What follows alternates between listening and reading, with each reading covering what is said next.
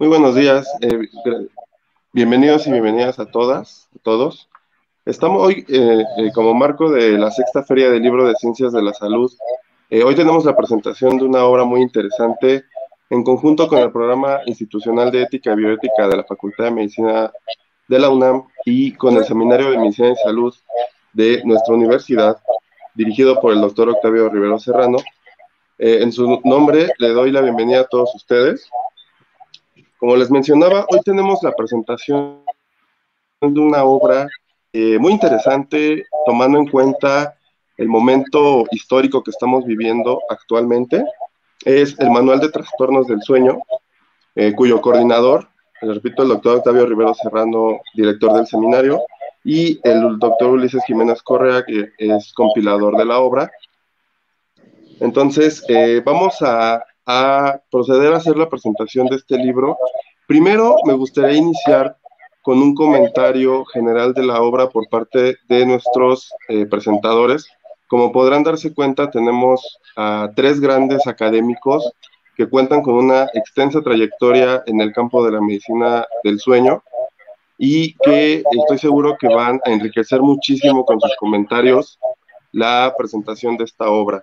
Entonces, los voy a ir presentando. Primero, me gustaría iniciar con el doctor Fructuoso Ayala Guerrero. Él es investigador y profesor, así como jefe de laboratorio de neurociencias de la Facultad de Psicología de la Universidad Nacional Autónoma de México. Es maestro y doctor en ciencias por nuestra casa de estudios y él realizó su especialidad en neurofisiología en el Departamento de Medicina Experimental en la Facultad de Medicina de la Universidad de Lyon, en Francia, y posteriormente su estancia postdoctoral en el Departamento de Fisiología de la Universidad de París. Por otro lado, el doctor Ayala tiene publicaciones tanto en español, en inglés, en portugués, en ruso. Ha dado ponencias y conferencias tanto en México como en Estados Unidos, en Canadá, en Sudamérica y en países de Europa. Ha dado varios cursos en México y en el extranjero y cuenta con reconocimientos y premios por su trayectoria académica, tanto nacional como internacional. Entonces, doctora Ayala, bienvenido. ¿Qué comentario nos podría dar acerca de la obra? Bueno, antes que nada, muchísimas gracias por participar, por invitarme a participar en este evento que es muy importante. Y también un reconocimiento al doctor Ulises Jiménez por este esfuerzo tan importante que hizo para integrar este manual. Y también, por supuesto, al doctor Rivero Serrano. Entonces, en relación con el contenido de este libro, considero que esta información es vital que lo conozca no solamente el sector salud, sino para la población en general, porque el dormir es un proceso vital. Y cuando digo vital, lo digo literalmente, porque hay experimentos que muestran que animales privados de alimento o de sueño se mueren primero por no dormir que por no comer. Y eso empezó a observarse desde 1894, cuando una investigadora rusa en un congreso en Roma mostró que unos perros privados de sueño se morían simplemente por no dormir. Ya cuando se hizo la autopsia, se observó que el cerebro tenía una gran cantidad de lesiones y además en otras partes del cuerpo. Y esto ha sido confirmado posteriormente aquí en Estados Unidos por varios investigadores en roedores, también mostrando que mueren primero por no dormir que por no comer. Y últimamente esto se ha extrapolado a microorganismos o a organismos poco desarrollados, más que microorganismos, como la mosquita de la fruta, que ha resultado un modelo experimental para muchos trastornos de la salud en el humano, pero particularmente en el sueño. También las mosquitas privadas de sueño se mueren después de cierto tiempo. Así que con eso refuerzo la idea de que el sueño es un proceso vital. Y aún más, si nos remontamos a más de 4.000 millones de años en el origen de la vida, pues ahí los inicios de la vida, los primeros seres vivientes estaban expuestos a cambios de energía que provenía de la luz del sol. Por la rotación de la Tierra había luz, obscuridad, luz, obscuridad. Y de esa manera, entonces los organismos adaptaron sus actividades. Estaban activos en presencia de luz y entraban en reposo en la oscuridad. Y eso es fundamental, porque durante sus actividades se gasta una gran cantidad de energía. Y si no se ahorra energía, pues el resultado es la muerte. Entonces, de esa manera se fue estableciendo periodos de reposo fundamentales que servían para reparar lo que se destruía durante la vigilia y poder sobrevivir. Y eso, en el transcurso de la evolución de millones y millones de años, se fue desarrollando progresivamente, periodos de actividad durante el día y reposo en la noche, lo que ahora conocemos con sueño. Ya para llegar al ser humano, pues ahora ya conocemos que utilizamos el día para todas nuestras actividades y en la noche para reposar, para descansar. Y de ahí surge una idea muy general. ¿Para qué sirve el sueño? La respuesta que todo el mundo conoce es para descansar, pero descansar tiene mucho significado. Ya para los científicos, cuando uno analiza qué significa descansar durante el sueño, significa reparar las moléculas que se destruyeron para nuestras actividades diarias. Significa recargar de energía nuestro organismo para seguir sobreviviendo. Entonces el sueño tiene múltiples funciones que se reflejan tanto en la actividad mental como en la actividad corporal en general. Si ponemos atención en el cerebro, pues es muy importante el dormir, porque durante el sueño se consolida la información que aprendemos mientras estamos despiertos. Es fundamental. Organismos que no duermen adecuadamente tienen problemas de aprendizaje y de memoria.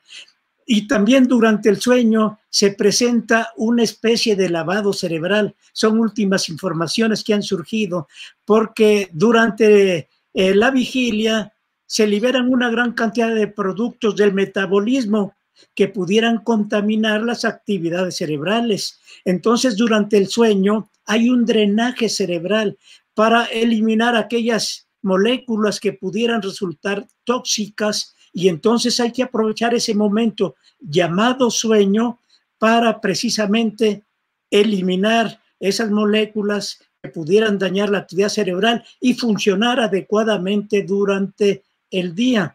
Entonces ya les mencioné que animales privados de sueño se mueren al poco tiempo, y la pregunta sería, ¿y qué pasa en el hombre? Bueno, por razones obvias, ese tipo de experimentos no se pueden llevar a cabo. Sin embargo, haciendo un análisis a nivel de la literatura con miles y miles y miles de personas que han muerto y relacionando su esperanza de vida, su promedio de vida con cómo dormían, se observa que aquellas personas que dormían menos de 6 horas, su promedio de vida fue menor. Así que de manera indirecta en el mismo humano se tiene ese tipo de información. Por eso yo insisto que el sueño es un fenómeno vital.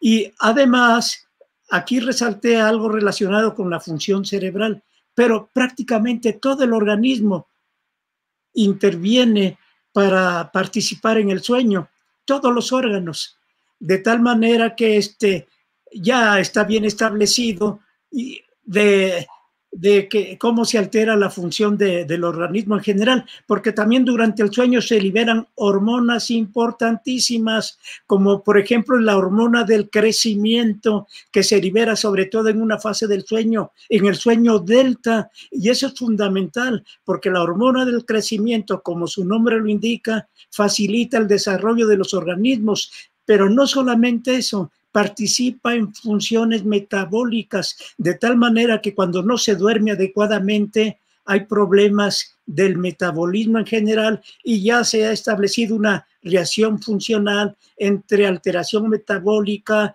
diabetes, etcétera. Entonces, con esto quiero resaltar que el sueño participa de manera integral para el bienestar del organismo.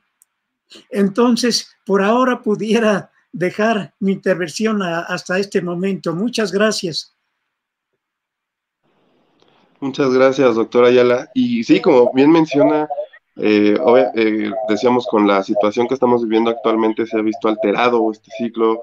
Mucha gente, incluso uno de los primeros sacrificios que hace es el sueño. Y como bien menciona usted, toda la gama de complicaciones que puede llegar a tener y que muchas veces no le hacemos demasiado caso. Muchas gracias, vamos a continuar más adelante. Ahora le voy a dar el turno al doctor Fabio García García. Él es investigador de tiempo completo y jefe del Laboratorio de Biología del Sueño en el Instituto de Ciencias de la Salud de la Universidad Veracruzana. En esa institución actualmente es secretario académico y representante regional de la zona sur de la Sociedad Mexicana para la Investigación y Medicina del Sueño. El doctor García es egresado de la Facultad de Ciencias de la Universidad Nacional Autónoma de México. Él realizó su maestría en Fisiología y doctorado en Ciencias Biomédicas en la Facultad de Medicina de la misma institución y posteriormente realizó una estancia postdoctoral en la Universidad Estatal de Washington, donde estudió la regulación humoral del sueño. Doctor García, bienvenido. ¿Y usted qué nos podría comentar acerca de la obra, de los temas, de los autores, por favor? Sí, muchísimas gracias. Primero que nada, y sumándome a la felicitación del doctor Ayala, me congratula que el doctor Ulises y el doctor Octavio Rivero Serrano hayan tenido a bien generar una obra de esta naturaleza.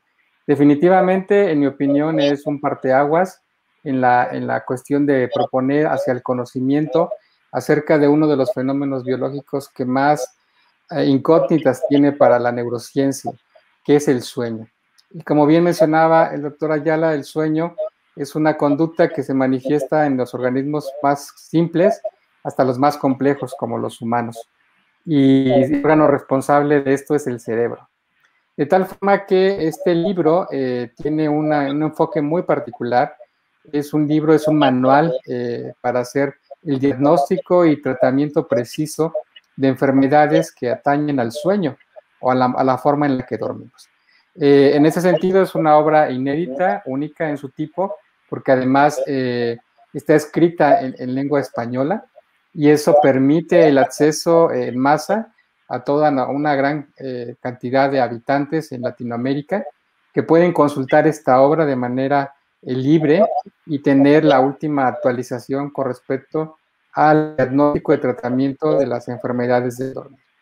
Es importante resaltar que en esta obra participan 46 autores de diferentes países, entre los que podemos resaltar Colombia, Argentina y Perú, y además de una gran cantidad de profesores e investigadores del área clínica en México, principalmente de instituciones como el ISSSTE, el INSS y obviamente la Facultad de Medicina de la UNAM.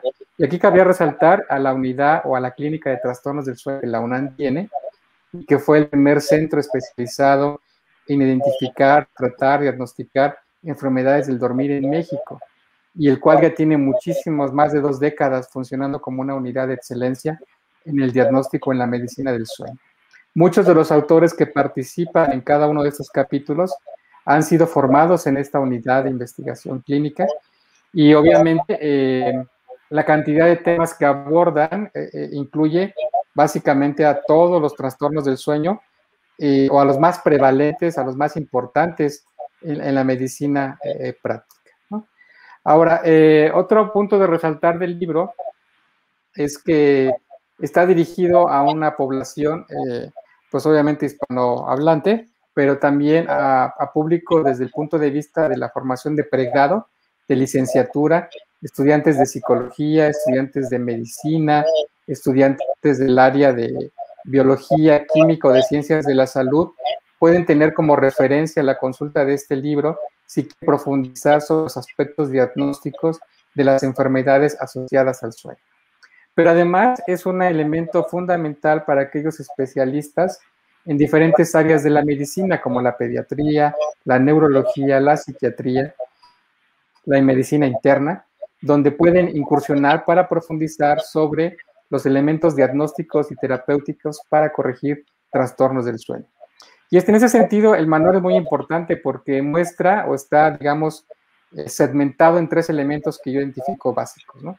Una parte introductoria donde el doctor Eric Murillo hace una reseña muy importante acerca de lo que es el sueño, ¿no? Lo importante que es y todos los mecanismos celulares y moleculares implicados en su generación y mantenimiento, pero además resalta el papel que las alteraciones de esta conducta tienen sobre la salud en la población en general, que nos lleva justamente al desarrollo de trastornos o patologías del dormir.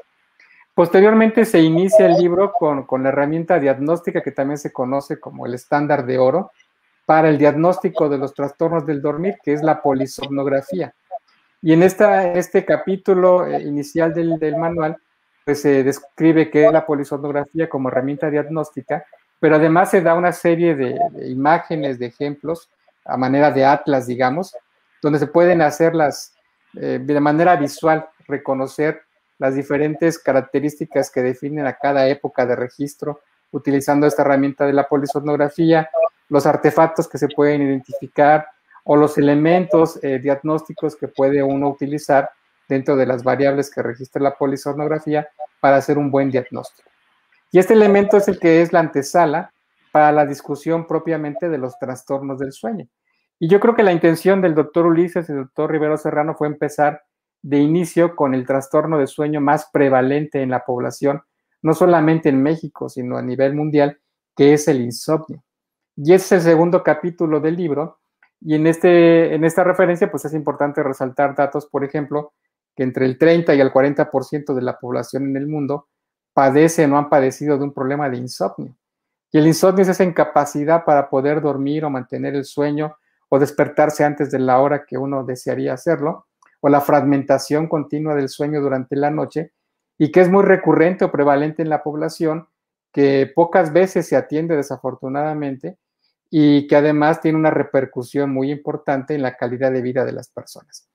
Si esto se estudia y se buscan los orígenes de la enfermedad y las estrategias terapéuticas que están muy bien descritas en este manual, el profesional de la salud puede atender de manera adecuada a los pacientes que tienen insomnio, porque no solamente se visualiza la parte farmacológica para corregir el problema del dormir, sino que también es importante resaltar que contempla la parte, por ejemplo, cognitivo-conductual, el control de estímulos para manejar un entorno más favorable para el paciente que padece el insomnio. Es decir, propone otras estrategias que están más allá del campo de la farmacología, de la clínica básica, digamos, donde también hay un efecto muy importante en el tratamiento de estas enfermedades, ¿no? Entonces, por el momento creo que podría concluir mi presentación con esto. Muchas gracias. Muchas gracias, doctor García, por hacernos esta radiografía, por así decirlo, de la obra, para darnos una idea global para las personas que estén a punto de leer la obra y más o menos darse una idea. Bien, ahora voy a pasar vamos a presentar al doctor Ulises Jiménez Correa, que es el compilador de la obra. Él hizo su licenciatura en psicología en la Facultad de Psicología de la UNAM, su maestría en psicobiología en la misma institución donde obtuvo la mención honorífica, y posteriormente hizo su doctorado en biología experimental en la Universidad Autónoma Metropolitana. Él tiene varios reconocimientos nacionales e internacionales, es investigador adscrito a la Clínica de Trastornos del Sueño de la universidad, que se encuentra en el Hospital General de México. Entonces, le preguntaría al doctor Jiménez, ¿qué nos puede platicar acerca de la obra, por favor? Bueno, primero que nada, muchas gracias. Primero que nada, quiero agradecer el apoyo que he recibido para que pudiéramos llegar a este punto de la presentación del Manual de Trastornos del Sueño. Por supuesto, esta presentación es ejemplo de ese gran apoyo que ha recibido, pues, de parte de los compañeros de Facultad de Medicina, por supuesto, de la Clínica de Trastornos del Sueño, sin dejar de mencionar, por supuesto, el Seminario sobre Medicina y Salud, el apoyo del doctor Octavio Rivero y todo el equipo de trabajo. A todos mi mayor agradecimiento, por supuesto, sobre todo tomando en cuenta que estamos pues en un periodo muy especial por la pandemia por COVID-19, una experiencia que no podemos soslayar, pues es que este manual se escribió durante esa pandemia y bueno, pues el agradecimiento todavía es mayor considerando que muchos de nosotros de manera directa o indirecta nos vimos afectados en la salud por ese COVID-19. Entonces, a todos mi agradecimiento más amplio, por supuesto.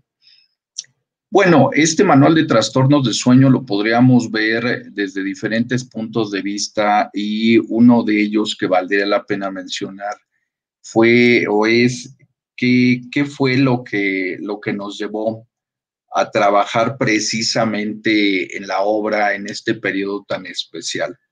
Entonces, bueno, ya el doctor Fabio nos hablaba del número de coautores que participamos en esto. El resultado fueron 534 páginas, 32 capítulos, 9 secciones. Entonces fue un libro, el resultado es un libro bastante completo. Bastante completo, eso es muy importante. Y bueno, pues básicamente la motivación o la principal motivación que me llevó a trabajar en esto es el gusto que tengo por el estudio de los trastornos del sueño y la oportunidad que se me brindó para compartir este gusto. Claro, al cabo del tiempo, pues uno se va dando cuenta que el campo de estudio ha cambiado mucho a través de los años. Cuando empecé en este ámbito, pues bueno, los estudios de sueño se hacían de manera analógica, los polígrafos se ocupaban papel, ocupaban tinta y todo era completamente diferente. Cuando mucho se podía hacer el registro de un paciente durante una noche. ¿Qué ha pasado al cabo de estos 30 años que tengo en el ámbito de la medicina del sueño? Ha cambiado varias veces los sistemas de clasificación de trastornos del dormir. Han cambiado todos los procedimientos técnicos de una manera muy importante y a final de cuentas es indispensable mantenernos actualizados. Este manual de trastornos de sueño, además de brindarme la oportunidad de compartir la motivación para integrarse en el campo o en el estudio de los trastornos del sueño, también nos da la oportunidad de contar con información actualizada. Un ejemplo muy puntual de esto es que de la clasificación de trastornos de sueño del año 2005, en la cual se contaba con 11 diagnósticos de insomnio, a la clasificación de trastornos que tenemos a partir del 2014, ya nada más hablamos de 2 tipos de insomnio. Entonces, esto es muy importante de mencionar, tenemos que involucrarnos en el tema, tenemos que hacerlo con información actualizada.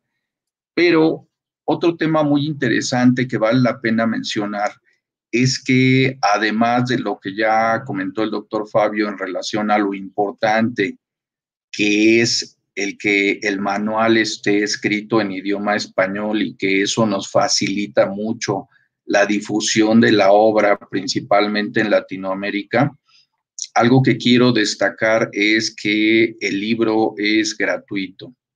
Y eso fue posible gracias al apoyo del Seminario sobre Medicina y Salud. Entonces, bueno, definitivamente contar con un acceso gratuito a una obra de este calibre es muy importante. ¿Por qué?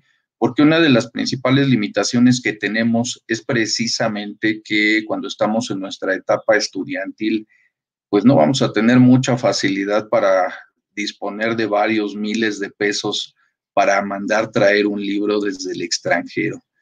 Entonces, esta es una obra gratuita. Eso es algo muy valioso, eso es algo muy importante.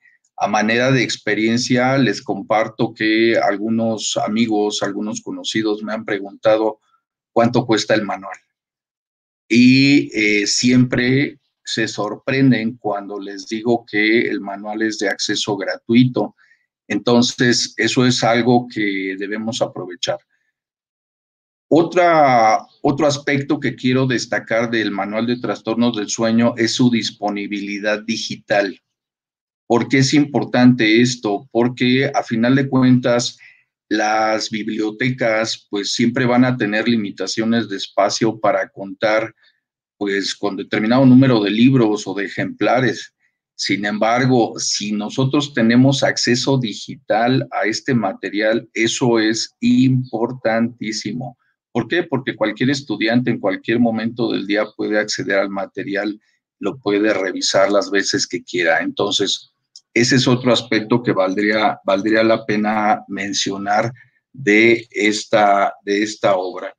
Finalmente, algo que tenemos que destacar, recogiendo un poco las ideas que ya vertieron el doctor Ayala y el doctor Fabio García, es la importancia de considerar que el sueño es un proceso que nos va a arropar al menos la tercera parte de nuestra vida. Y si la tercera parte de nuestra vida de alguna manera no está funcionando bien porque tenemos alguna enfermedad durante este periodo, pues bueno, nuestra calidad de vida más nuestra calidad de sueño van a estar deterioradas de alguna manera. Y esto, si lo llevamos a los números, ya nos platicaban acerca de las prevalencias de algunos trastornos del sueño. Sin embargo, considerando la pandemia por COVID-19 y sus implicaciones en diferentes ámbitos de la salud, pues ahora estamos hablando de que las prevalencias, por ejemplo, de síntomas de mala calidad de sueño están arriba del 50%. Imaginemos lo que es hablar de que más de la mitad de la población está durmiendo mal. Estamos encontrando también incremento en la prevalencia de problemas respiratorios del sueño. También estamos hablando de problemas de sueño relacionados con síntomas de enfermedad mental, como la ansiedad, como la depresión. Entonces, todo esto reviste la importancia del manual en el sentido de que tenemos que esforzarnos por formar más profesionistas que estén capacitados para atender de manera directa a esa cantidad importante de pacientes en los que nos estamos convirtiendo todos de alguna manera, en mayor o menor medida, todos estamos padeciendo esta pandemia y necesitamos preparar gente para que nos ayude a salir adelante de esto.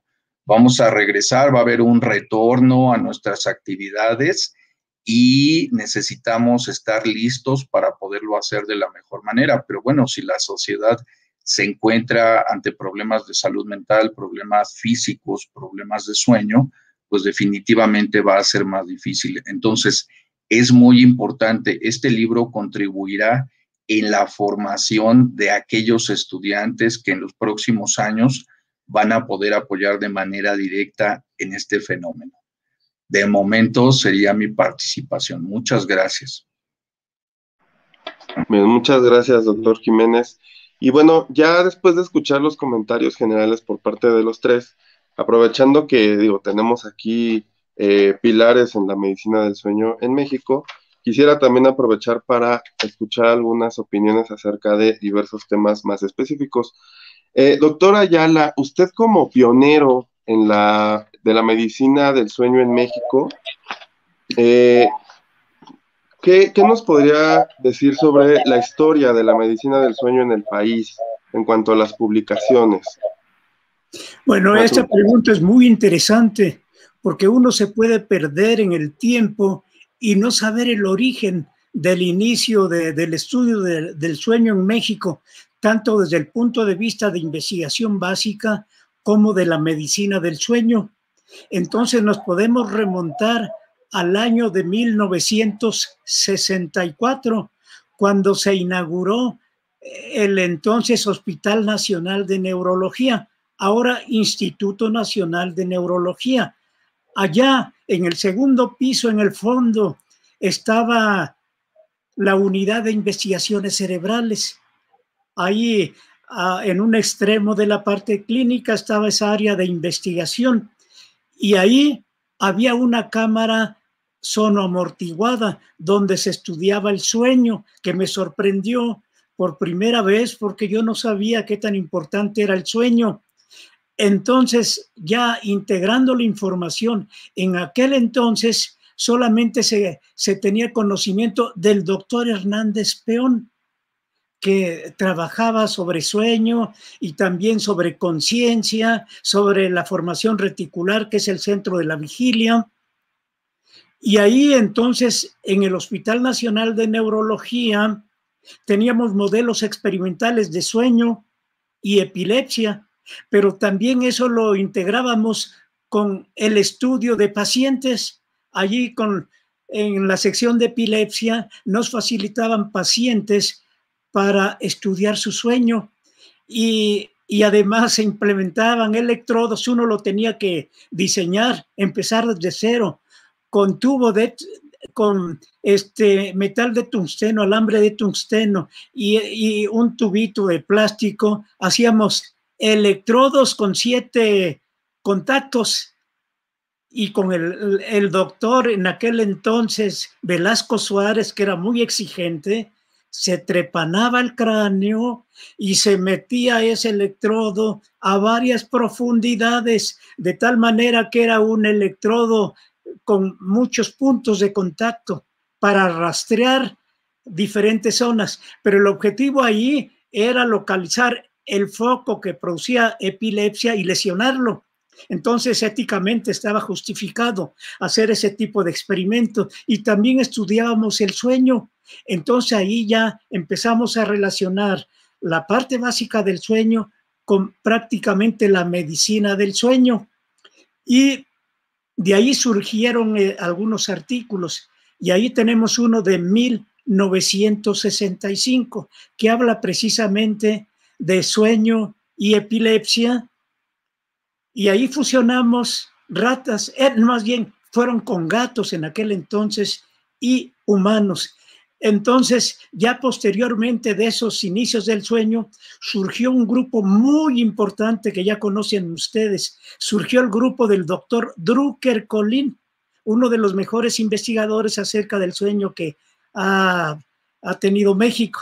Pero sí, esa fue la secuencia. Ya después del doctor Drucker Collin, como abanico, se fueron generando una gran cantidad de grupos de investigación. Aquí, por ejemplo, está el doctor Fabio García, que forma parte, que tengo entendido, sino que él me corrija, de ese abanico del doctor Drucker Collin. El mismo doctor Ulises forma parte y también el doctor Aro, ¿verdad? Entonces fue abriendo ese abanico de tal manera que ahora se ha extendido de manera importante. Y lo que hace falta es continuar con esa expansión del estudio del sueño a todos los estados, porque inicialmente todo se concentraba en México. Y como ya mencionaba el doctor Ulises, es importante darle difusión, porque miren, curiosamente, no hay muchos cursos de trastornos del sueño en las facultades de medicina. Si acaso se ven ahí en la Facultad de Medicina de la UNAM como una parte del área de neurofisiología. Ahí se le da una partecita al estudio del sueño, pero tengo entendido que no hay un curso como tal de trastornos del sueño. Entonces es importante implementar y seguir el ejemplo de otros países. Nuestros vecinos del norte, en muchas facultades de medicina, ya tienen esa materia de trastorno del sueño. Eso resalta la importancia de este fenómeno que se llama sueño. Entonces, por ahora, hasta ahí es mi intervención para no quitarles el tiempo a mis colegas. Así que muchas gracias nuevamente por su invitación. Muchas gracias, doctora Ayala. Ahora, doctor Fabio García, porque los trastornos del sueño, bueno, pareciera que es algo exclusivo, por así decirlo, de los médicos, pero como usted ahorita en su intervención previa platicamos, este trabajo es multidisciplinario. Entonces, por ejemplo, desde el punto de vista de la psiquiatría, de la psicología, los trastornos del sueño, ¿usted cree que cómo se abordarían ahora con esta, vamos a empezar a llamarlo post pandemia, y o cuáles serían los trastornos que más frecuentemente usted cree que se vayan a presentar ahorita en la población?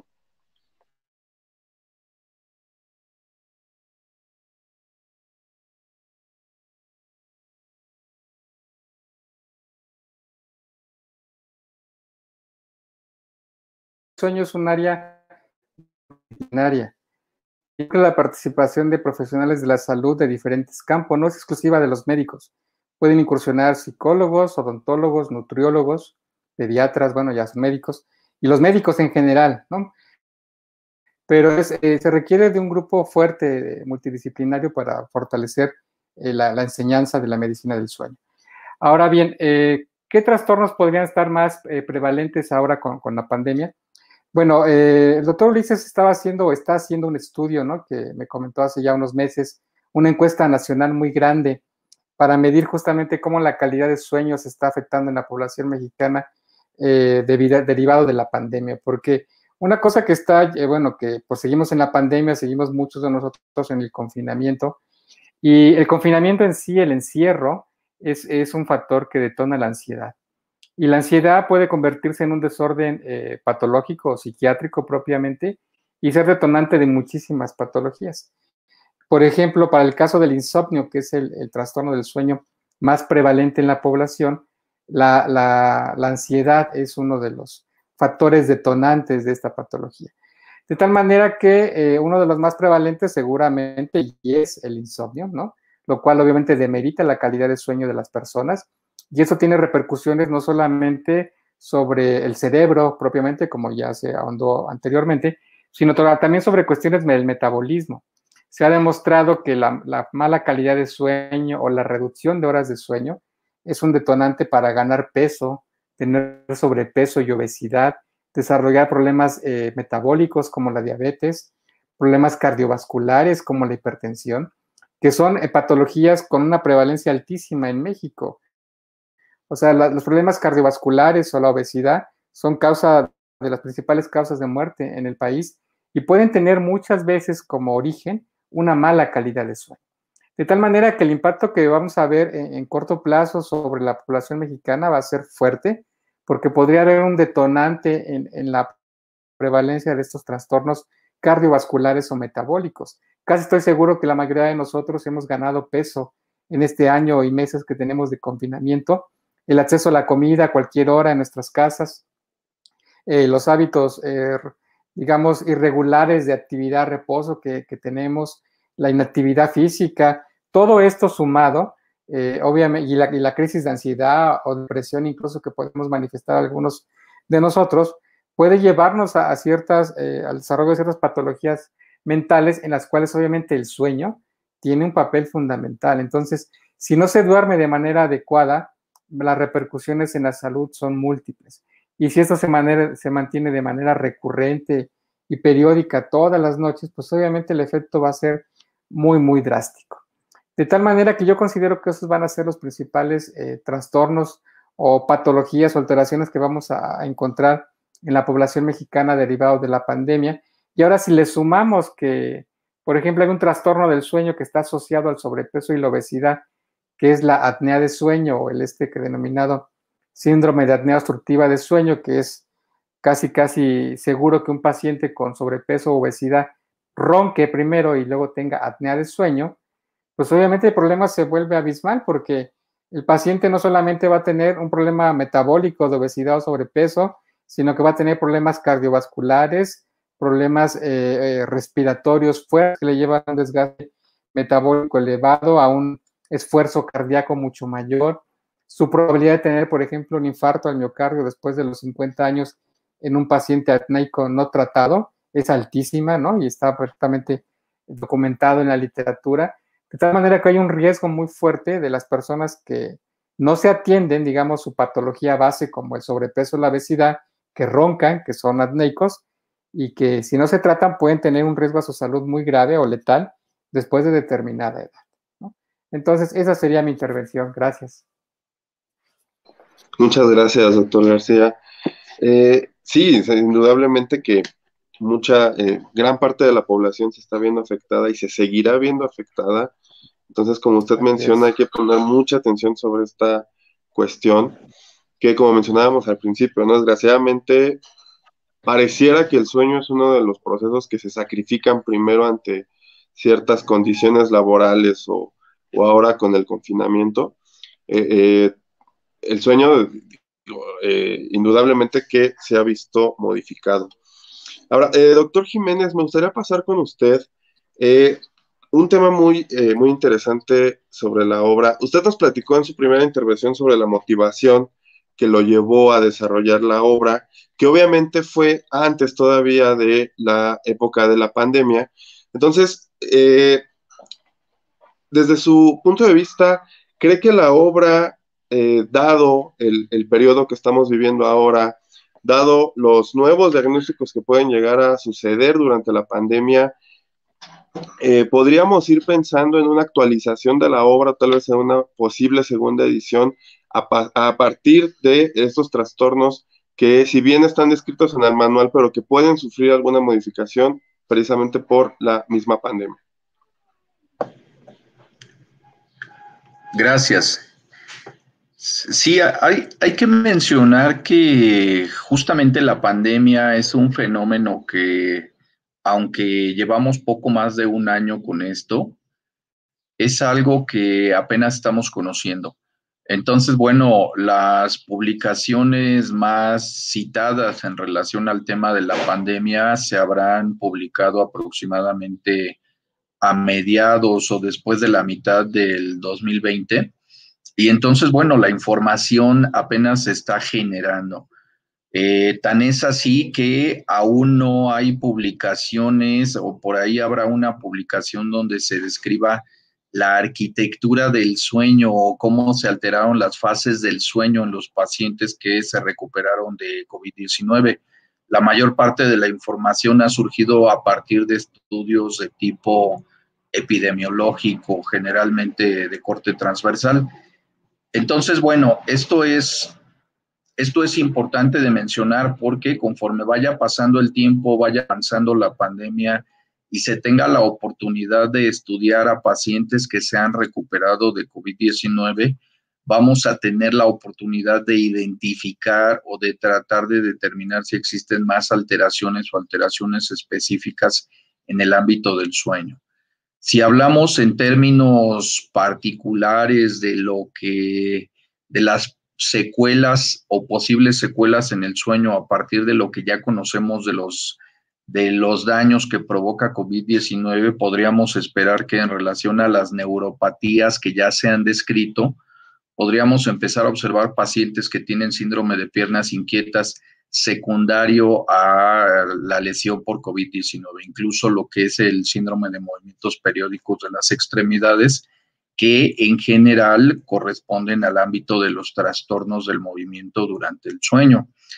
Pero también si retomamos el tema de que una de las principales alteraciones de COVID-19 son de orden cardiorrespiratorio, pues bueno, podríamos considerar que los síntomas de trastornos del sueño presentes en los pacientes con patología neumológica muchas veces nos llevan a observar alteraciones de tipo respiratorio durante el sueño, el síndrome de apnea del sueño y sus diferentes variantes que tienen que ver con problemas de orden mixto, de orden neurológico o central, de orden obstructivo. Entonces, eso es algo que actualmente se está estudiando. Es muy probable que se confirme aquella hipótesis de que como secuela de COVID-19 pudiera haber alteraciones específicas en la respiración durante el sueño. Y bueno, por supuesto, no podemos dejar de lado el tema de las alteraciones neurológicas que se han reportado en algunos pacientes que salvaron la vida a la infección. Entonces, bueno, dependiendo de si hubiese una localización específica de alguna lesión, por ejemplo, si hubiera alteraciones en tallo cerebral, podríamos esperar que hubiera trastornos respiratorios durante el sueño, sobre todo apnea de tipo central o apnea de tipo mixta, pero también si hubiese algunas afectaciones específicamente en regiones específicas como el hipotálamo, podríamos esperar observar pacientes que estuvieran somnolientos o pacientes que estuvieran hiperalertas, que tuvieran síntomas de somnolencia o que tuvieran síntomas de insomnio. Y bueno, pues ya en casos específicos de evento vascular cerebral que hubieran dañado una cantidad importante del sistema nervioso central. Incluso podríamos esperar observar también alteraciones respiratorias durante el sueño, lo que sería el síndrome de apnea del sueño. Luego, entonces, sí, claro, vamos en la primera parte de la historia del manual de trastornos del sueño. Describimos los trastornos del sueño, cómo se presentaban o cómo habían sido descritos antes de la pandemia, y esa información será muy importante para tenerlo como referencia. Ahora, comprender la naturaleza de los trastornos del sueño post-COVID precisamente nos da la oportunidad de plantear la segunda edición de este manual de trastornos del sueño que en este momento estamos lanzando. Gracias. Pues muchas gracias por su participación. No me queda más que reiterarles el interés en la obra, mi agradecimiento a nombre del doctor Octavio Rivero Serrano, director del Seminario sobre Medicina y Salud. Muchas gracias por su participación a los tres. Me dio mucho gusto tenerlos aquí, ya que es difícil tener al mismo tiempo a tan grandes académicos que han estudiado este fenómeno desde hace muchos años. Es un fenómeno que, como decíamos, ha cobrado mucha relevancia por la situación que estamos viviendo actualmente y que seguramente va a seguir, va a presentarse en la población mexicana y seguramente del mundo por mucho tiempo más, y qué mejor que tener este tipo de publicaciones que van ayudando, van favoreciendo la formación de recursos humanos desde etapas tempranas de la formación hasta especialistas, incluso hasta un posgrado. Entonces, no me queda más que agradecerles a los tres por su participación el día de hoy. Muchas gracias a la Facultad de Medicina, y en la medida de lo posible que puedan adquirir el libro al público, le recomendaría muchísimo que pudieran consultar la obra, ya que es de una calidad excelente. Y muchas gracias y hasta luego. Muchas gracias por el apoyo. Gracias, hasta luego. Gracias.